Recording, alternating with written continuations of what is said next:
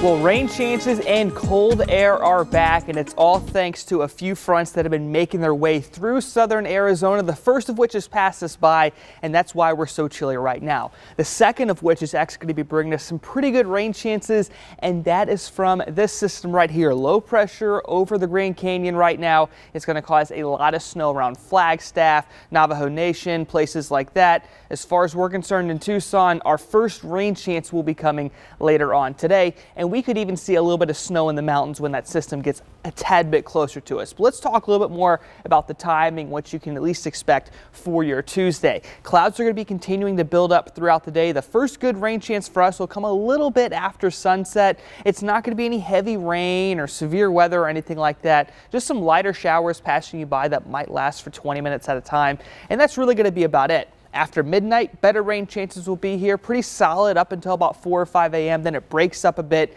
and then it'll be back during the afternoon. Now, in between today and Saturday, we could actually see as much as 1.5 inches of rain if everything goes right. Now, this system right here is pretty similar to the one that passed by Phoenix last week. They had some rain totals that were comparable to this, so I think we're looking pretty good when it comes to potentially getting that much rain during that time. Now, some of you might be looking at this and thinking, well, is there going to be flooding? No, I don't think the threats are going to be all too high, and I'll break that down for you in more detail in just a second. But let's talk about that timeline first. So again, that first good chance of rain is going to be tonight and tomorrow. It's going to be starting off pretty light, maybe some areas of moderate rainfall. It's not going to be until Thursday or Friday that real heavy rain starts to come into the area, and it's going to be steady at times. The one spot actually for flooding I'd be concerned with is going to be on the Catalina Mountains. Some higher rain values are projected up there, and remember, there's still going to be scars from the Bighorn fire from last year that would be impacting that. So if there's any flash flood warnings that come down, I'm projecting it's going to be on the mountains. If you're wondering about snow, they're also going to be on the mountains, mainly above 6,000 feet. The timeline for that is going to be Thursday through Saturday morning, and the snow could be pretty heavy at times, and we might even see snow values over 3.5 inches when we get to Saturday morning, and I'm sure there's going to be some excellent pictures when we get to that time as well. As far as any threats with this, I think heavy rain is the big one to watch. The wind is not going to be too much of an issue.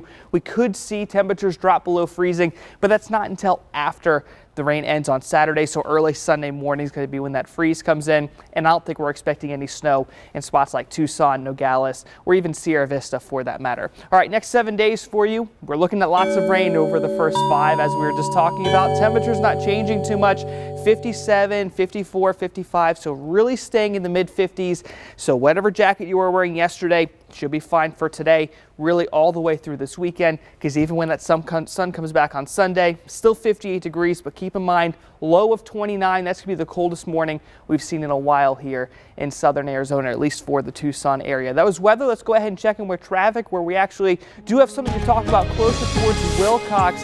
There is a shutdown on the interstate. Let me pull up all the latest information for you on that. You can see Tucson itself, though, right here looking all good. But if we travel down the interstate right about here, you are going to see that there is an obstruction on the road, and there's a road blocked due to an accident on I-10 eastbound between Taylor Road and Old Stewart Road. So if you do normally take I-10 in that area, try to find a different way around that.